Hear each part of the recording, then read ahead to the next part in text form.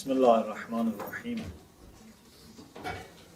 لا حول ولا قوة إلا بالله العلي العظيم الحمد لله رب العالمين صلى الله على سيدنا ونبينا وأبي القاسم المصطفى محمد اللهم صل على محمد وآل محمد وعلى آله الطيبين الطاهرين لا سيما بقية الله في الأرضين أجل الله تعالى فرجه الشريف وجعلنا من أعوانه وأنصاره اللهم أخرجني من ظلمات الوهم وأكرمني بنور الفهم اللهم افتح علينا أبواب رحمتك وانشر علينا خزائن علومك برحمتك يا أرحم الراحمين.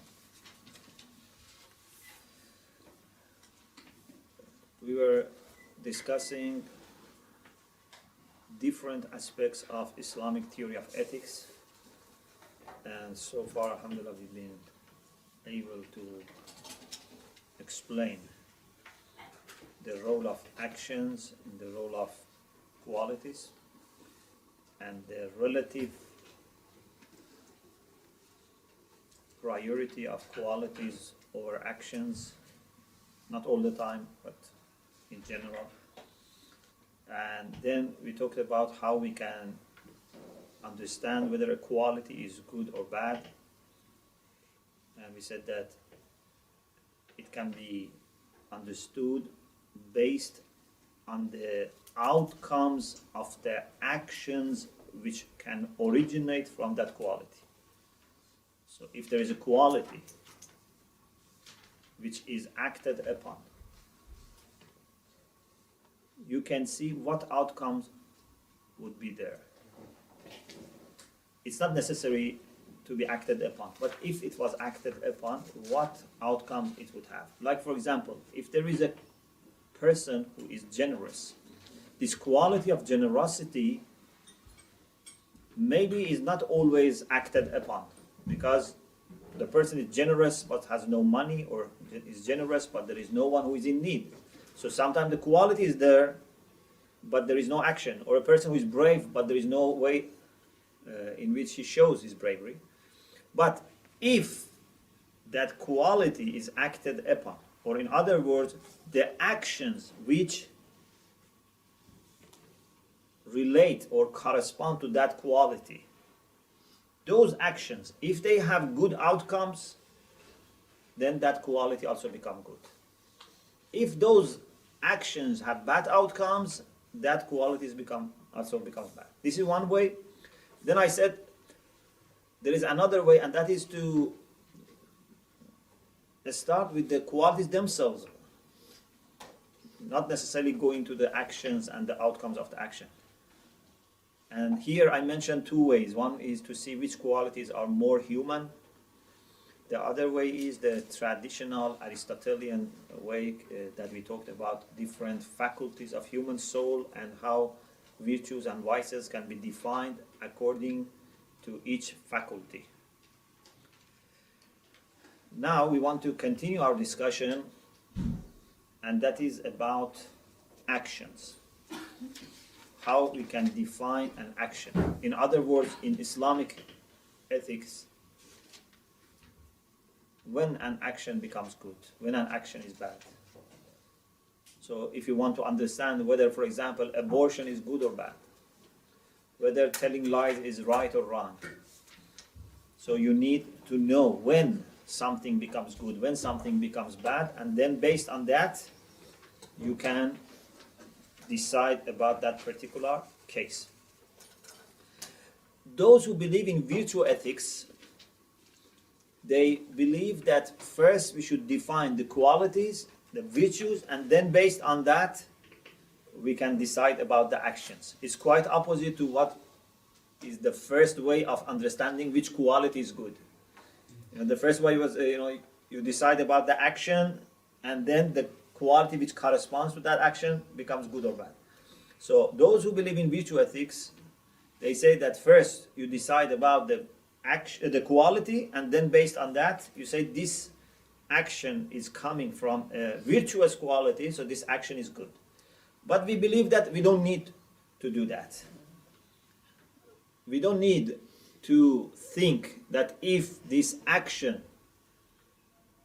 is repeated and repeated and a quality is developed, then what would be that quality? Whether it would good or bad, then we say this action is good or bad. No, we can directly come to an action and decide whether it is good or bad, or right or wrong. How? We said there are different theories. One theory was teleological theory, the other was deontological, because both of them focus on action. We believe that teleological view is better. Of course, some of our contemporary writers, they thought that Islamic view is the ontological view because, for example, for us, duty is very important. Obligation is very important. But inshallah, I will explain that that is not, in my understanding, that is not the right, best view. In Islam, an action becomes good when it produces good result. We are teleological. Teleo. Remember, we said telos means end. For us, there is an ultimate end. What is that ultimate end? Nearness to Allah subhanahu wa ta'ala. Al-Qurb. Al-Qurb min Allah. Nearness to Allah subhanahu wa ta'ala is our ultimate end. Inshallah, sometime in future, we should talk about the concept of Qurb, which is very beautiful concept. In the course on Islamic belief system, we discussed what is Qurb or nearness to Allah subhanahu wa ta'ala. And it will become clear that this is not a very, abstract concept. It's a very real and concrete concept. In any case, our ultimate end in our actions is to achieve nearness to God. Or you can say perfection, because for us perfection is nearness to God, because God is the most perfect. So when you get closer to God, then you achieve your own perfection. Or you can say, for example, to become a human being who has developed his humanity, insan kamil, a perfect man. They are all referring to the same reality. Any action that help us in our pursuit of perfection or nearness to God is good. So the outcomes should be checked against that ultimate end. If it's helping, if it's taking you one step, few steps further towards your ultimate end, that action is good. Of course, you know that sometimes an action can have a combination of results, then you should be very careful. If some action helps you, say 5%, and stops you or troubles you 10%, so you are not going to do that action. Yeah? Because sometimes something may have a good also outcome, but the bad can overweigh the good. So you don't do it. When will you do a good action? If the results are either purely good or what? Not just better. This is very complicated. When it is not purely good, then it's very complicated. It needs lots of discussion. That is a discussion that I don't want to get into that discussion now, but just to a little bit exercise your mind. Okay? Those who are utilitarian, they say that greater good for larger number of people. And we have problem with this. Why? Because, for example, I can take money from 5 people. I can rob from 5 people. Then I'll give to 50 people. Is it good? Yeah. It's not good. Although overall good is more, but this doesn't justify an action. So we have a clear, methodology here in usul al-fiqh. So we cannot say an action is good if overall result is good. Sometimes there are problems in an action that can make it not permissible, even if there are many good things coming from it. Okay?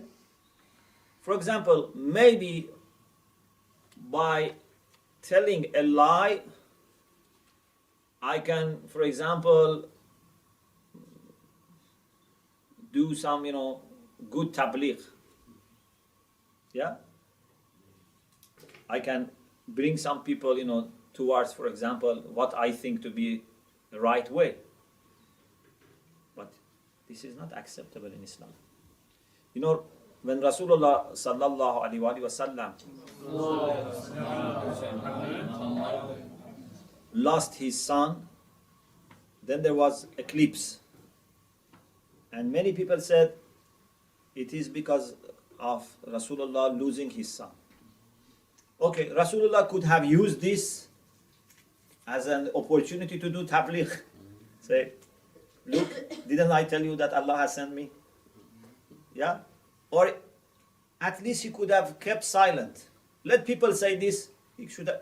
But Rasulullah didn't use this and didn't keep silent. He said, no, these are signs of God, and they don't, happen according to who is dying, who is, not dying. It has nothing to do with my son's, death. Okay? So we cannot, say ends justify means. Okay? Although you may say, oh, a little lie. A little lie is not a problem. No. A little lie is a problem. Yeah? A little bribery is a problem. A little usury is a problem. Because you cannot bring good by using bad means. Okay?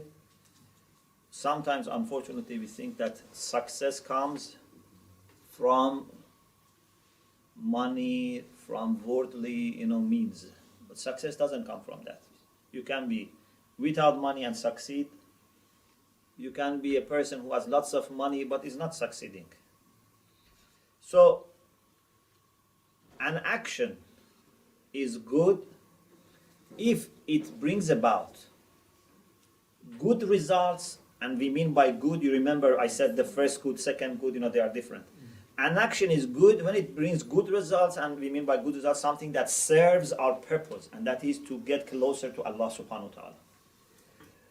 Either the results are all good, or if there are good results and bad results are not that strong that should be avoided.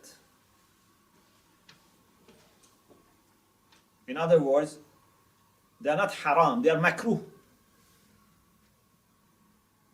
If they are makruh, then it's okay. But it's very sophisticated issue. Sometimes a time comes that even we may need to do something which is primarily haram, when there is no other choice. But sometimes it has methodology. For example, a person is drowning in the house next to me. He has gone for swimming to the pool, is drowning, no one to help, and I don't have permission to go to that house. Islamically, it's haram to go to someone's house without permission. But if I don't go, that person is killed, is drowning. So I should go and save that person, and the significance of someone's life is so high in Islam that it overrides the badness of entering to the house of someone without permission. Okay? So it's not that you always don't do it as long as there is a haram. It depends. Sometimes there is no way to avoid that haram. And a very important thing in the view of Allah, not in my view, something in the view of Allah, like life. Life is very important in the view of Allah. Is in danger. So then, according to the Sharia, we realize which one is to be given priority. This is not me deciding. Everything is according to Islam. Islam says life is more important than property of someone. Although property is very important, but life is more important than property. Yeah? So, if we want to not go into those details, so we just say an action which helps us in getting closer to our ultimate end is good, but helping has lots of details. We don't go to that details now. An action which not only is not helpful, rather it's stopping us, then it's bad. Our ulama have a beautiful terminology which is helpful. You know, in Shia jurisprudence, we believe that Allah's legislation is based on real interest and harm. Interest and harm. Al-masalih wal-mafasid al-waqi'iyya. Allah's legislation is not arbitrary. It's based on interest and harm. Okay? So there is a calculus of interest and harm, and based on that, Allah asks us to do something or not to do something. Those actions which produce something which is securing our interest, okay? Sometimes the interest that they produce is so fundamental and crucial for our happiness that we cannot reach happiness without them.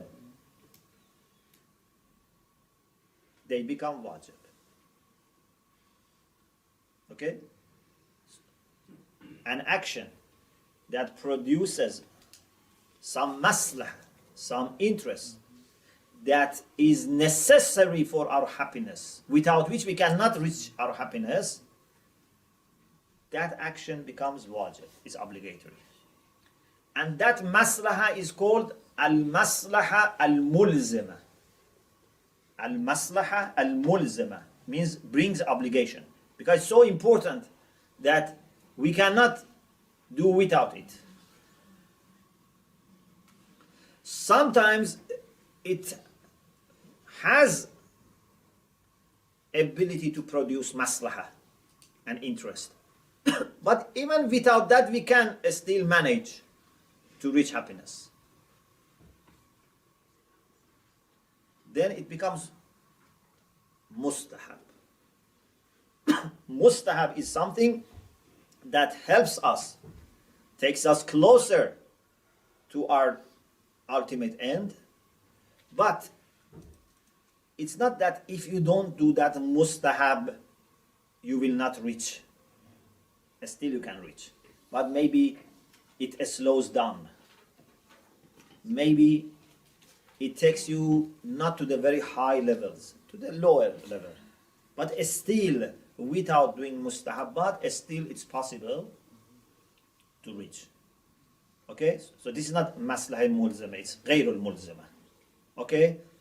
So, the actions which secure our interest, that is, they help us in our pursuit of perfection, sometimes the outcome, the result is so fundamental, so necessary that they become obligatory.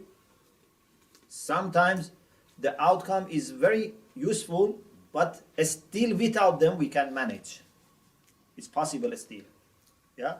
Suppose if someone doesn't say Salatul Layl, still he can go to heaven.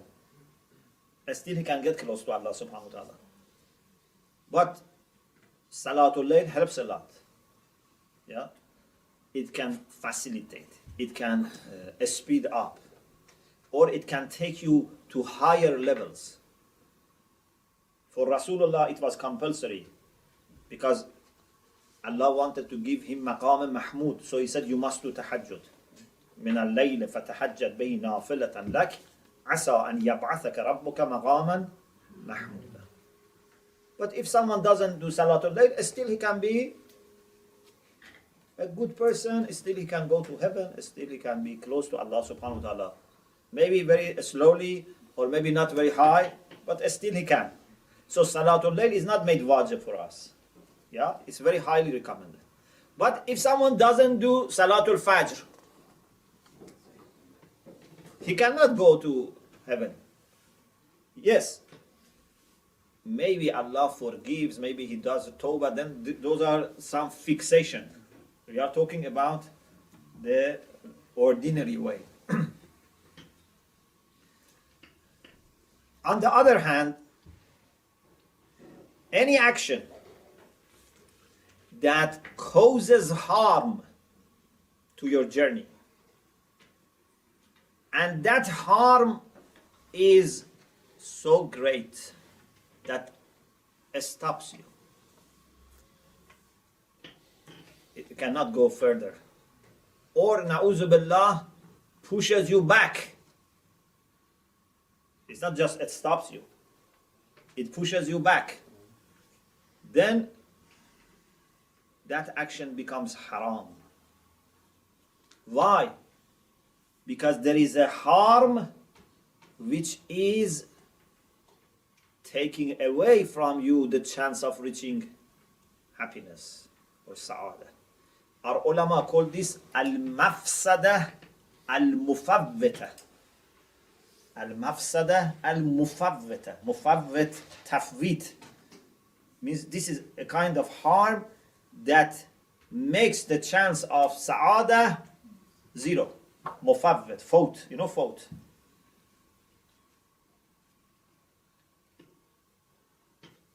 If an action harms, but still you can carry on, then it is غير المفوتة. المفسدة غير المفوتة, and the action becomes what? Makruh. The action is makruh.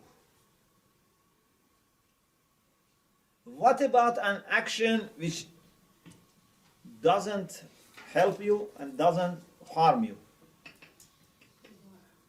It's mubah. From fiqh point of view, we have mubah. But from moral point of view, from a spiritual point of view, it seems that we don't have mubah. Why? Why you don't have mubah? Because our life is limited. Our resources are limited. Unless we make something good, we are losing. Yeah? There is no three ways. Or there is no middle way. Either you are winning, gaining, making profit, or you are losing. Like what? Like a person who is selling ice in a very hot day in summer in Saudi Arabia, or in Kuwait or Bahrain. Very hot. Yeah, you are selling ice. If you don't do any business, you cannot say, okay, I'm not, losing, I'm not, making profit. Your capital is going. Yeah, this is khesara. Khesara is this, that your capital is going. Innal insana lafi khusr. Your ice is melting.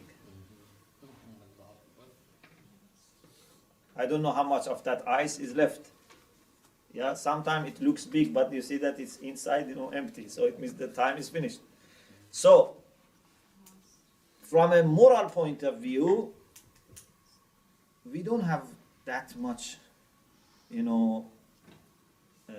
mubah, that much, neutral. If I want to change my terminology to a Quranic terminology that you are familiar with, I can say it seems that either an action brings light or darkness. There is no middle way. Either you are gaining light or you are going to lower level of light. Either your journey is from darkness to light or from light to darkness. يخرجهم الله ولي الذين آمنوا يخرجهم من الظلمات إلى النور والذين كفروا أولياءهم الطاغوت يخرجونهم من النور إلى الظلمات. It's I'm not saying it's impossible. It's very difficult to imagine that you can be just remaining in where you are. It seems that either you are making progress or you are coming down. You cannot, remain as you are. Yeah? When there is a competition, it's like this. In competition, you cannot say, I stay where I am. No, if you stay where you are, this is also a loss. Yeah? Yes. You have to go forward. So, any action which is in Islamic legislation, Islamic law, made obligatory or compulsory, which is wajib, or recommended, which is mustahab, or prohibited, which is haram, or disliked, which is makruh, has a real reason. Because Allah doesn't command arbitrarily. We believe that there is real reason for that. The same we say it from ethical point of view. Every action which becomes morally good or bad is based on what that action produces, what that action brings about. If it brings about something that can help us in our pursuit of perfection, that becomes a good action. If it doesn't help us in that, and it stops us or takes us back, it's a bad action. So we can focus directly on the actions. Here there is a very beautiful point made by the late Sheikh Muẓaffar, Muhammad Raza Muẓaffar, rahmatullah alayh, in his book Usul al-Fiqh. He makes a very good point, which is very helpful in Usul and in Akhlaq also. Actions by themselves may not have moral status, but depending on which moral status they acquire, then they will be given a moral judgment. For example,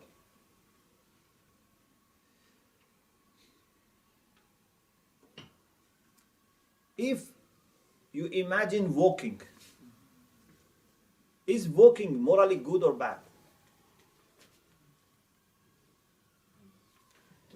Walking as such doesn't have any ruling. Walking has no moral status as such by itself. We have to see which moral title, which moral judgment apply to it. For example, walking where? Where are you walking to? Why are you walking for? For example, I am walking to have some physical exercise. Okay, this is good. Morally, this is good. But I am walking, for example, to go and harm an innocent person. This is bad. Why you are walking to harm an innocent person? I am walking to go to a haram meeting. This walking is haram. So walking as such has no ruling. Yeah? Drinking, even drinking water, as such has no ruling. Are you drinking water when you are supposed to be fasting? So that's a problem. Are you drinking water when you want to break your fast? That's a good drinking water. Or for example, you are drinking water because you want to save your life. This becomes wajib. I am dying and I have to save my life by drinking water. This becomes wajib. Yeah? Or for example, I don't know, this is water of Zamzam. It's mustahab, for example, to drink. When you go for Hajj, there is dua for drinking Zamzam. Allahumma ja'alhu li ilman nafi'an wa rizqan wasi'an wa shifa'an min kulli da'in wa suq. Inshallah, Allah gives us chance to drink Zamzam water there, inshallah. So, drinking water can be different according to the titles we call N1, according to different anawin that apply to it. What about telling truth? You realize that, again, telling truth can be different, but it's not like drinking and walking. You feel there is a difference. Yeah? Do you feel the difference? So what is the difference? Yes. We have to telling the truth. Always? If you're a group of people and if it's going to annoy somebody, then you might be advised not to say it there. To save someone's life, bring somebody's status down. Yeah, so it's not based on Anawin. Truth is not based on Anwar. So, telling truth is sometimes good, sometimes bad. Maybe most of the time good, but exceptional cases bad. For example, by telling truth, you are endangering an innocent life. Okay? By telling the truth, you are creating division between a husband and wife. You go to the husband and say exactly what his wife said. You tell the truth. Or maybe you record what she said. Yeah? So you are not telling a lie. You are telling the truth exactly as it was. But this is not morally good. Why you are saying this truth to that person? Yeah? So you cannot say telling truth is always good. Sometimes you have to keep silent. Sometimes maybe it is even needed to tell a lie. Of course, once I told you that this is clearly defined in fiqh. You cannot decide by yourself. You try not to tell the truth, you try to do taqiyya, but sometimes there is no chance to cause protection or bring protection against a very great harm unless you tell a lie. For example, this person is going to divorce his wife. By a lie, you can save this marriage. There is no other way. You have to tell a lie. So you can say a lie to save that marriage. Because marriage in Islam is very important. Family life is very important. Okay? So, telling truth is in some cases good, in some cases bad, maybe in most of the cases good, in rare cases bad, but it's not the same always. But you feel that there is a difference between telling the truth and drinking water. Both of them are similar in what? In that they are not always good or bad. Yeah? From this point of view, they are the same. But you feel that there is a difference. But explanation is important. Okay, to explain it, let me give you a third example. The third example is justice and zulm, injustice. Justice is always good. Injustice is always bad. You cannot say there are cases in which zulm is good. Zulm is always bad. And justice is always good. Okay? So the late Muẓaffar has made very beautiful explanation here. Of course, maybe it is said by some other ulama, but the first person that I have noticed he mentioned this very clearly is him. He says, we have three relations between actions and moral rulings, moral titles, moral judgments. Sometimes there is a necessary relation. If you want to use philosophical term, that action is al-illatu tam. You remember complete cause and incomplete cause? Yes? Everything that you learn in one lesson is needed for another lesson. So this is why a talabah should remember all the things that he learns. Okay? You cannot say, okay, I don't learn this subject, but I learn another subject. They all help, So if you learn philosophy, it helps you in aqaid. Aqaid helps you in akhlaq. Akhlaq helps you in other. So everything you have to. Al-illatu tam. Al-illatu tamma means that whatever the effect needs in order to come to existence is there. Al-illatu tamma. Opposite to al-illatu naqisa, incomplete cause. For example, if there is fire, this is not enough to have burning of the wood. Why? Because fire is not complete cause. There can be fire but no oxygen. So the wood would not burn. Or if the wood is protected by something, it would not be burnt. So fire is not al-illatu tamma. Okay. The late Muẓaffar says that sometimes an action is al-illatu tamma for goodness and badness. When it is al-illatu tamma, when it's the complete cause, then it has no chance of variation. Because when illatu tamma is there, the effect is there, ma'lul is there. 100%.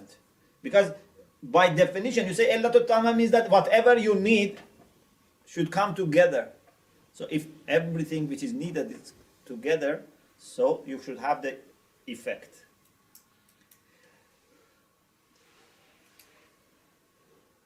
Muslim scholars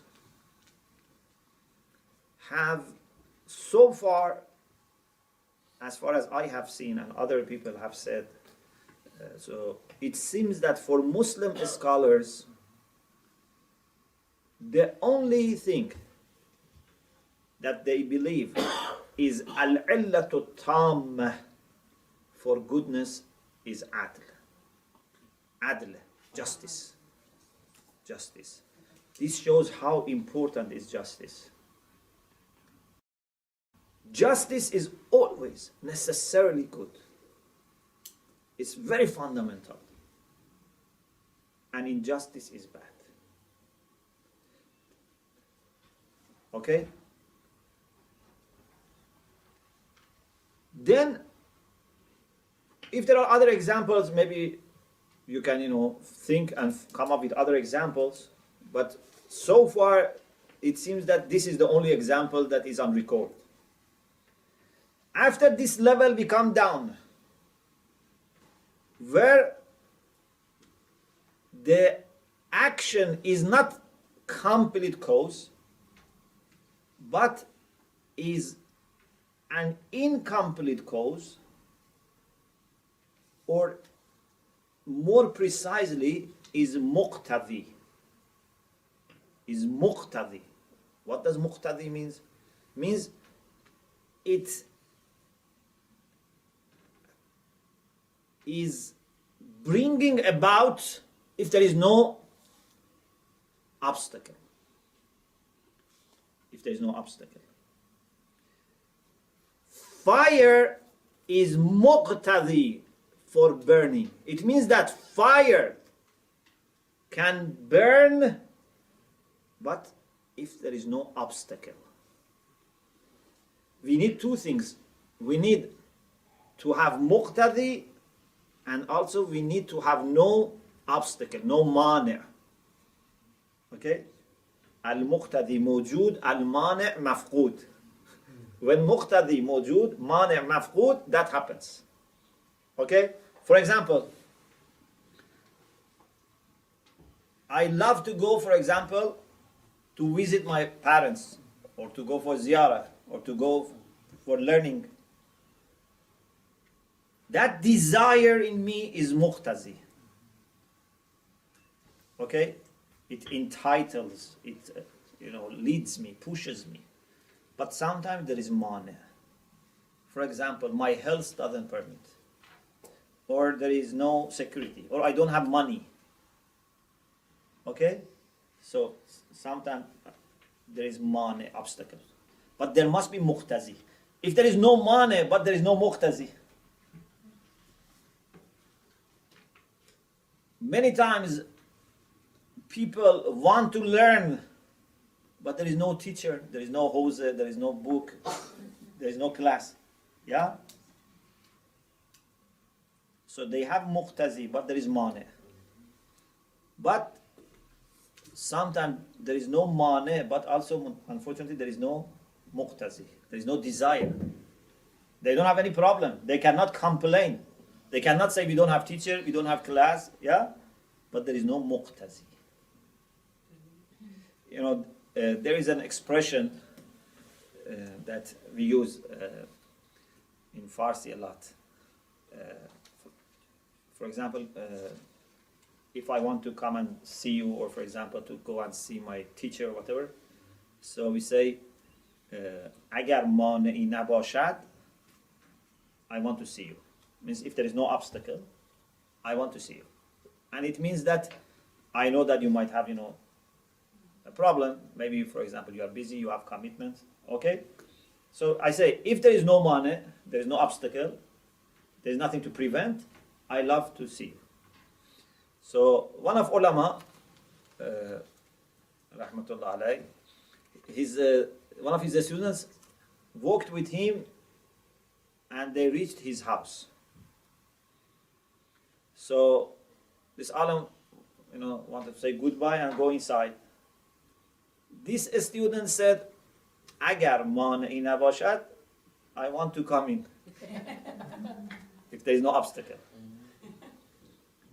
And he said, there is no mani, but there is no also muqtazi. Exactly. There's no reason. There is no reason. Okay. So this is a very scholarly, response.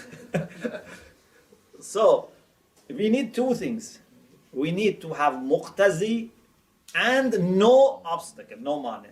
Both of them must be there. There must be fire and there must be no obstacle so that it can burn the wood. If there is no mani, but also there is no fire, you can say mani nis. Okay, mani nis, but muqtazi also nis. Okay? So we should have both.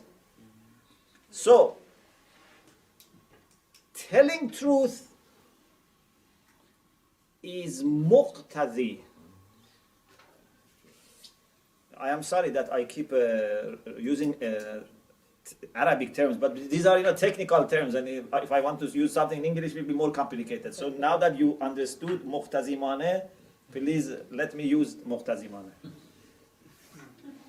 So those who listen this recording or watch it from middle, please start from the beginning.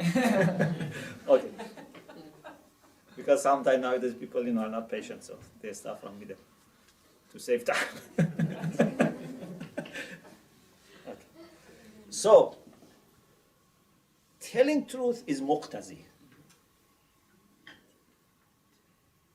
But there can be an obstacle. If telling truth is causing big fitna, is causing killing, is causing separation of husband and wife, this is mane, this is obstacle. This mane doesn't let that telling truth to be good. If that mane was not there, telling truth was good. Do you get the point? But drinking water is not like telling truth. Drinking water has no muqtazi. So you cannot say, okay, both of them are sometimes good, sometimes bad. What is the difference? We say, oh, there's a big difference. Drinking has no muqtazi from itself, doesn't have any requirement, doesn't have any tendency, doesn't entitle anything. Yeah? Telling truth by itself is good. But an obstacle can come and change the situation. Okay? Or telling lies by itself is bad. But an obstacle can come and stops telling lies to be bad. Is it clear? But what about drinking, walking, speaking? By themselves, they don't imply anything.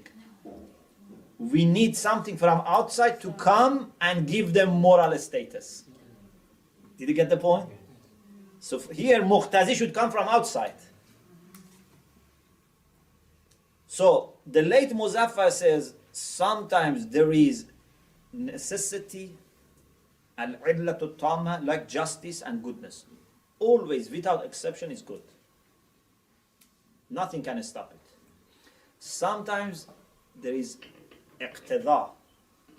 It means that this deserves, provided there is no obstacle. There is nothing that changes the balance, like telling the truth. And sometimes it's not, illat tammah, it's not also muqtazi. It doesn't imply. You have to bring something from outside to make it good or bad. Okay? Did you get the difference? Just this point by itself, okay? If you understand this point properly, is so important that worth coming 1 month to Hose and just learn this point. It's very important. I don't know whether you appreciate it or not, but till end of your life, it helps you. Inshallah. It's very important. I cannot, say how important it is. And unfortunately, many people, even, some people who have studied may not understand this. But it's very, very important, very delicate issue. Because sometimes people say, moral values are relative because sometimes sidq is good, sometimes is bad. Killing is sometimes good, sometimes is bad. For example, killing can be good. Like what? Like, for example, when a criminal is brought to justice and they kill him. Yeah? Sometimes it's bad. So they think that there is no reason or there is no standard judgment. No. Everything in Islamic ethics has explanation. Very clear. But for the people who know the methodology. Okay? So, when it comes to some actions like drinking, walking, speaking, writing, they have no moral status by themselves. We have to consider something next to them so that we can say whether they are good or bad. Sometimes some actions, like telling truth, in themselves, they imply, but still we cannot make the final decision unless we know the surrounding. You understand? Because surrounding may be something that changes. In the first group, surrounding brings the ruling. In the second, surrounding can change. And the third is al-illatu tamma, which never changes. So, actions based on what results, what outcomes they have either become good or bad, become right or wrong. But in this way that I mentioned, sometimes actions can be اللتتامة, complete cause, sometimes can be مقتضي, sometimes can be just neutral. But in reality, every action either brings good results or bad results. Very hardly you can imagine it's neutral, but I said even neutral, after careful consideration, you realize that it's not completely neutral. Yeah. For example, if I speak and na'udhu billah commit ghaiba, or I do kizb, I tell lie, or I break someone's heart, this speaking is haram. Okay? If I speak and do something good, I teach someone, I guide someone, I give hope to someone, I reconcile between people, this is good. What if I speak and doesn't benefit and doesn't harm?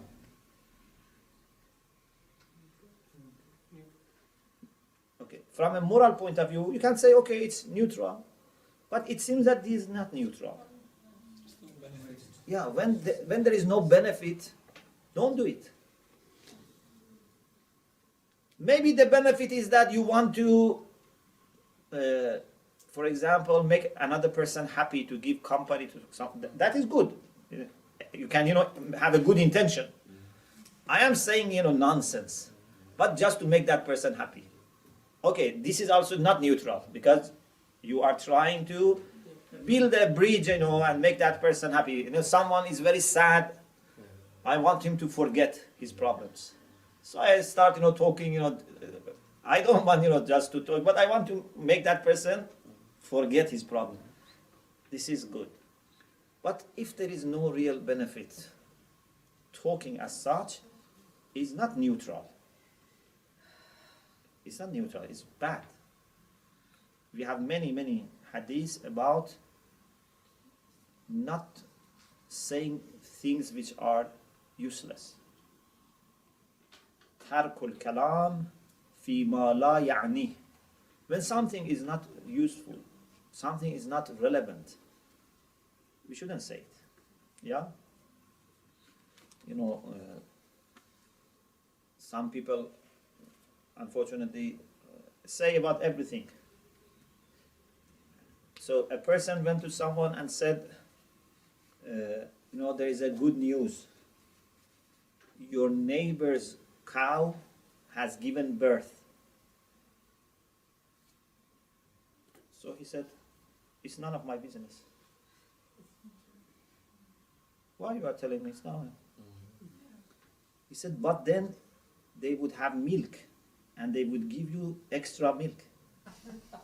Because you are the neighbor, so there will be fresh milk. So he said, it's none of your business. Okay. So it means that if you want to be economical in a speech, there is always a way to cut down our words and speech. Keep it to the minimum, to the necessary. I don't want to say, to become like statues, don't, socialize. But I'm saying,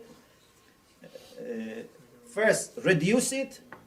And also, maybe there is no harm that for some time we become a statue.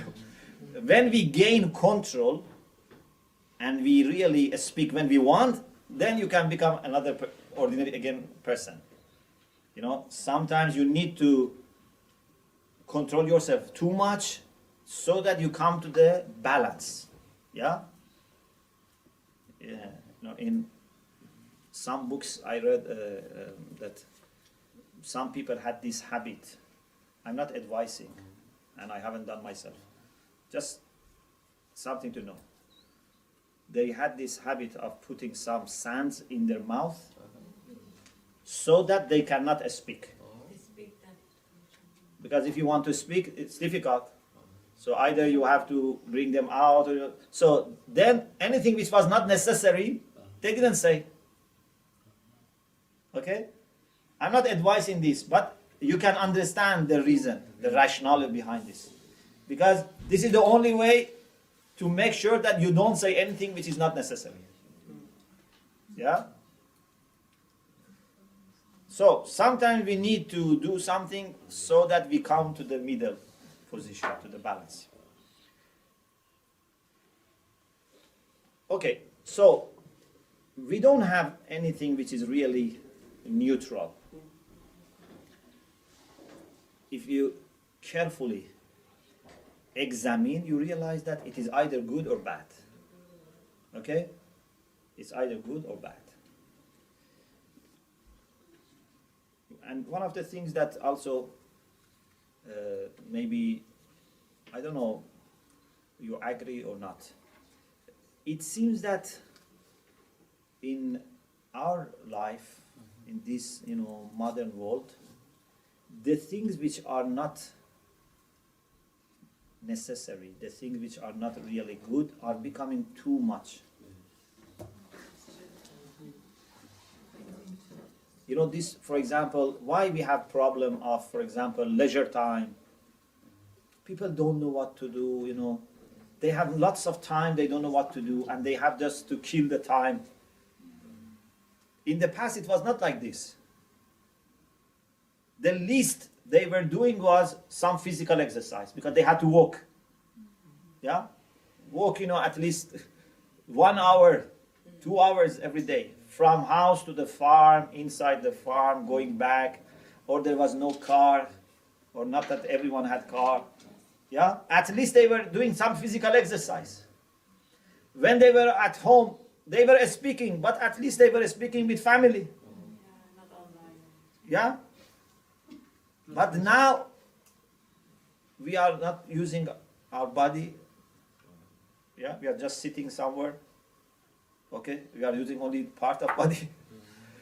And we are not using any muscle exercise except fingers, and not with the family, not with the friends.